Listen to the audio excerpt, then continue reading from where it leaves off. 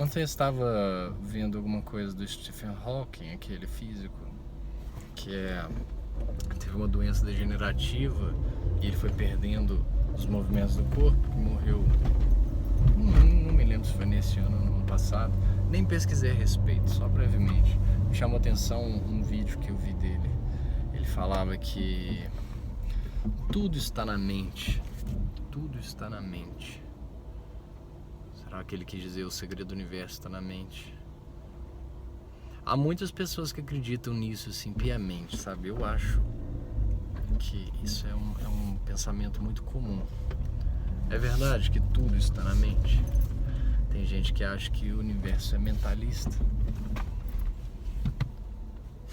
Bom, mas vamos analisar. Eu acho que existe uma dialética, tá? Uma dialética presente. Primeira coisa, a mente não existe sem um cérebro. Pelo menos até onde a gente entende. Pode até ser que exista. Mas a mente humana, não sei a mente de Deus qual seria, né? Mas a mente humana, até onde a gente sabe, ela precisa de um aparato, o cérebro. Por que ela precisa de um cérebro? Ué, é bem simples. A mente acessa a realidade através da memória. Eu já disse isso em outro vídeo. Se você não tem a memória, você não tem acesso às informações, aos conceitos, então você não pode articular ideias. Se você não pode articular ideias, que haja uma mente que não articula ideias, ela é uma mente estática, quer dizer, ela não se movimenta, ela seria uma mente igual à mente de uma pedra. Se a gente falar que uma pedra tem uma mente que é estática, então você está usando um conceito distorcido do que é a mente. A mente é essa entidade que é capaz de notar-se a si mesmo e articula as ideias. Quer dizer, antes de mais nada, a mente tem que ter ideias, noções, imaginação para pintar o mundo. São uma série de funções que o cérebro tem que em conjunto dão esse aspecto do que nós conhecemos como mente. Ou seja, você depende de algumas ferramentas materiais, físicas, para que ocorra a mente. A não ser que eu esteja usando um conceito diferente de mente, aquele no qual até uma pedra tem uma mente. Tá? Mas as palavras, elas adquirem conceitos. As palavras adquirem conceitos flexíveis. Se a gente não determinar muito bem do que nós estamos falando, a mesma palavra pode querer apontar para coisas diferentes e aí nós vamos chegar a conclusões bizarras. A mente, tal como eu estou falando, você só precisa, você só consegue ter acesso a ela só consegue funcionar quando ela tem funções, mecanismos que permitam essas articulações de funções. Um conceito articulado com a memória, articulado com uma correlação, e aí forma uma ideia, enfim. Então, é possível que o universo seja mental? Tá. O universo é outros 500. Vamos pensar. É possível que tudo esteja na mente? Tudo não pode estar na mente, porque se tudo estiver na mente, a mente criou a própria estrutura que a abriga. Ou seja, precisa da estrutura para criar a mente, mas a mente criou a estrutura que se sustenta. É uma contradição, logicamente é uma contradição. Antes da mente existe algo que sustente a mente. Como que pode a mente criar aquilo que a sustente? Isso é um erro lógico, um erro bem burro, né? Tá, um erro lógico. Então, se você falar que o universo é mental, a gente tem que tentar entender o que quer dizer. Quer dizer que existem funcionalidades na natureza que, articuladas umas às outras, elas são capazes de registrar memória e proceder efeitos assim como acontece no cérebro? Pode ser que sim. Esses mecanismos geram uma consciência? Pode ser que sim, pode ser que não dá para saber. Mas afirmar que a mente humana é a origem das coisas, ou que tudo é mental no sentido de que tudo passa pela mente do homem, isso é uma mentira. Não pode ser. Porque o homem nasceu depois da realidade. Nenhum homem existiu antes de uma mãe. Só por isso você já conclui absolutamente que nenhum homem pode ter existido antes de uma realidade que o sustentasse. Então é um erro danado você abdicar da realidade e achar que está tudo dentro da mente, que é todas as soluções. O Stephen Hawking fala isso porque, obviamente, na situação dele, talvez eu falasse também, né? Mas é porque ele perdeu as suas condições físicas. Como ele perdeu suas condições físicas, o que restou para ele defender como argumento, como retórica? A mente. Ele quer dizer que tudo está na mente, no caso dele. E mesmo assim, ele ainda precisa de um coração para bombear sangue e precisa de se alimentar pelo sistema digestivo para levar energia às células do cérebro que sustentam a mente dele. Quer dizer, nem na situação dele ele está falando a verdade. Mas é uma retórica, né? É uma retórica, mas não é ciência, não é realidade. Agora, a realidade tem consciência? Bom, pensa bem. Você tem consciência. Você tem consciência e você está dentro da realidade. Você não é um espectador da realidade. Você é feito dela. Você só existe porque a matéria que te compõe está existindo na matriz da realidade. Ou seja, se eu sou composto da realidade e eu tenho consciência, eu estou contido dentro da realidade. Logo, existe consciência dentro da realidade. Obviamente. Se eu sou a prova maior disso. A realidade tem consciência? Sim, eu tenho consciência. Agora, existem outros tipos de consciência além da consciência humana? E eu acredito que sim, pelas provas e evidências que a gente tem. Por exemplo, de novo, mais uma vez, quando você nasceu sem essa consciência que você tem. Você não tinha essas sinapses todas, né? Para você articular as ideias, você não tinha linguagem, né? Então você vem dotado de muito menos funções cerebrais do que um adulto que adquire essas funções durante a vida. Mas o corpo já vem dotado de uma série de funções, independente do cérebro. Ou seja, o corpo vem antes da mente. O corpo vem antes da mente. A criança nasce com instinto de sucção, de mamar, de chorar. Ela não chora dentro da barriga da mãe, porque ela está dentro do líquido amniótico. Assim que perde o líquido, ela já chora. Da onde vem o choro do bebê? Quem ensina ele a chorar é um mecanismo prévio, quer dizer, é uma inteligência que não está armazenada num indivíduo que o conquistou ou que foi adquirida por ele. É uma inteligência que vem dentro da espécie.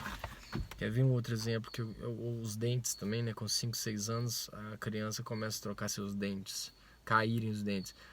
Poxa, você pega aí na civilização inteira, apesar de alguns mais cedo, outros mais tarde, tem um canudo estatístico aí em que toda a espécie humana passa dentro desse canudo. Troca os dentes por volta dessa faixa. Isso é uma inteligência. Por que isso acontece? Porque o corpo cresce e os dentes, que são pequenininhos para caber num crânio pequeno, eles começam a ficar pequenos demais para um crânio maior. O crânio cresce, abrem os espaços dentro dos dentes e o corpo aprendeu, sem olhos, sem nenhum sentido desses que a gente possui, que era necessário trocar. Isso ajudaria na sobrevivência no ambiente. A natureza humana desenvolveu-se e aprende coisas que acrescenta aos mecanismos humanos sem ter nenhum sentido, sem ter uma consciência, sem ter um cérebro. Não tem um cérebro que faz isso acontecer. Quer ver outro exemplo? Tem plantas, as plantas não enxergam, elas não têm os sentidos que a gente tem, elas não têm tato, elas não têm audição, né? Elas não emitem, elas não têm corda vocal para emitir som. E são coisas características de nós, animais. As árvores, elas aprenderam, por exemplo, algumas, né? Que tem que usar os animais para levar as suas sementes mais para longe. Tem umas que aprendem, inclusive os carrapichos, por exemplo, eles grudam no pelo animal e é muito eficiente, que aí o animal leva a semente para muito longe. Ou então aquelas que sopram com o vento, elas vêm com paraquedas. E aí o vento sopra a semente para longe. Quer dizer, a árvore não tem um cérebro, mas a espécie dela é dotada do conhecimento da necessidade de fazer isso para espalhar seus genes mais para longe. Ela, sem perceber o vento, aprendeu a usar o vento para patinar no vento, sem ver nenhum animal nunca. Ela desenvolveu uma capacidade de usar o animal que ela não percebe pelos sentidos, porque ela não tem os sentidos, a seu favor. Fora outras, por exemplo, a planta carnívora, que ela simula um olfato de uma carniça para ser atraente ao mosquito. O mosquito cai lá dentro, ela desenvolveu um suco gástrico que digere animal sem ver.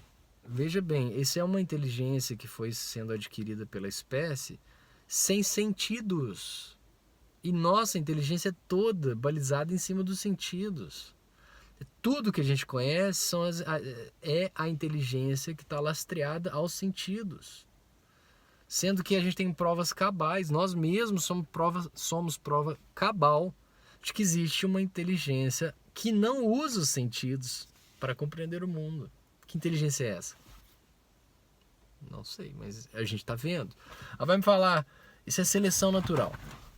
Quer dizer que os seres menos aptos morreram e os mais aptos sobreviveram. Tá, mas quem desenvolveu isso? Como que foi que uma árvore, de repente, desenvolve do nada uma capacidade de colar num animal e essa tem mais chance de sobreviver e as outras não? E as variedades enormes de árvore que tem?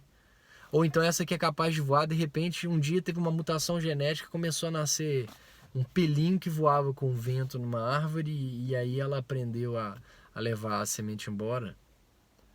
É óbvio que a seleção natural existe, ela funciona, mas a seleção natural é um item que vem depois da mutação. Como que você explica uma mutação aleatória que gera coisas muito específicas? A seleção natural não é capaz de explicar isso. Ela simplesmente fala que os indivíduos são selecionados a partir das suas diferenças e adaptabilidades aos ecossistemas. Mas e a mutação que gerou a árvore ser daquela forma? Existe uma mutação aleatória.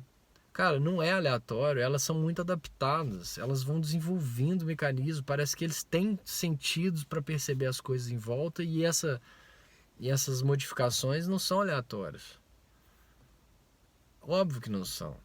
Pode haver, claro, modificações aleatórias, claro, está incluído, mas você afirmar que todas as modificações são aleatórias é uma generalização absolutamente genérica e sem fundamento científico. Para você saber disso, você teria que ver todas as mutações existentes e afirmar cabalmente, não é? Ou então ter uma prova muito sustentável de que essas mutações fossem aleatórias. Mas não casa. Não é assim. Não tem. Óbvio que tem mutações aleatórias. Mas há outras que são muito específicas para serem aleatórias. As probabilidades não se encaixam, são mecanismos muito complexos. Já é como aquela história de jogar as peças de um computador, que são muitas, e esperar que eles aleatoriamente caiam nos lugares certos de forma que o computador saia pronto. Tem um trabalho por trás para montagem, tem um trabalho de camadas, de passo, um passo, depois outro, uma conquista, depois outra, e aí a coisa fica complexa. Poxa. E outra coisa, se for aleatório, vamos supor, tá? Que seja aleatório. A própria seleção natural, essa própria aleatoriedade já não é um mecanismo de evolução inteligente? Saímos de seres unicelulares para seres mais complexos. Isso próprio em si não é algo, já é um mecanismo bem usado dentro da natureza para a evolução da vida. Isso em si já não é um mecanismo inteligente por si. Isso basta. Mesmo que fosse. E não é. Certamente não é. Eu acredito que não seja. Também não tem prova. Eu acredito que não seja. Mas vamos supor que seja. E eu esteja errado. Mesmo sendo aleatório, esse mecanismo de aleatoriedade já é em si uma opção para a evolução da vida. Poxa. Já evoluiu a vida de seres unicelulares a seres altamente complexos. Por si só, isso já justifica a existência de uma outra inteligência que usa do mecanismo da aleatoriedade para selecionar os indivíduos. Assim como quando a gente nasce, a gente compete com milhões de espermatozoides, é uma competição para ver o mais forte, o mais sortudo, que consegue nascer. Depois que nasceu, ainda tem que enfrentar os inimigos, as doenças genéticas, as doenças não genéticas, os predadores. Para você se tornar um indivíduo adulto e felizardo de ter vivido, você não competiu? Está na própria natureza da procriação. Você ser filtrado entre tantos outros. Isso por si só já é uma inteligência que garante que os mais fortes permaneçam nascendo e vivendo, escolhendo os mais fortes em detrimento dos mais fracos. Isso em si já não é um mecanismo de filtragem que faz a vida ir sendo selecionada e evoluindo e tornando-se mais complexa, mais forte, mais hábil para viver num mundo de aridezes com a vida? Isso por si só já é uma inteligência, poxa. A natureza já escolhe assim. Algumas tartarugas botam centenas de ovos para alguns sobreviverem. Os peixes botam centenas de ovos para alguns sobreviverem. E outros aprenderam a usar esses recursos para suas próprias vidas, comendo esses outros seres. Nós não vivemos sozinhos, a gente precisa de respirar oxigênio. O oxigênio é feito na fotossíntese pelas plantas que absorvem o gás carbônico, que é resultado da nossa respiração. Ou seja, não vive ser humano sem planta. Ou seja, a nossa biologia sabia até da composição do ar, aprendendo qual molécula era mais útil na combustão das células mais hábil, a ponto que podemos ser animais com metabolismo mais acelerado. Puta merda, cara. Essa inteligência ela existe, cara. Você não enxerga que não existe. É pura inteligência e tá fora do cérebro. Como é que você me fala que o universo é mental? O universo é inteligente. Mas não é sua mente. A sua mente é só um subproduto dessa inteligência. Maior do que a sua. Ou você acha que o seu cérebro sozinho é mais inteligente do que a soma dos cérebros humanos? Só por aí você já vê. Só aí você já vê que a sua inteligência é menor do que a inteligência do todo. Como é que você ainda vai supor que o universo é mental, cara? Só se não for a sua mente que você está falando, né? Só se for o universo é mental na mente do universo. É uma tautologia. Não quer dizer nada. Mas enfim, é isso aí.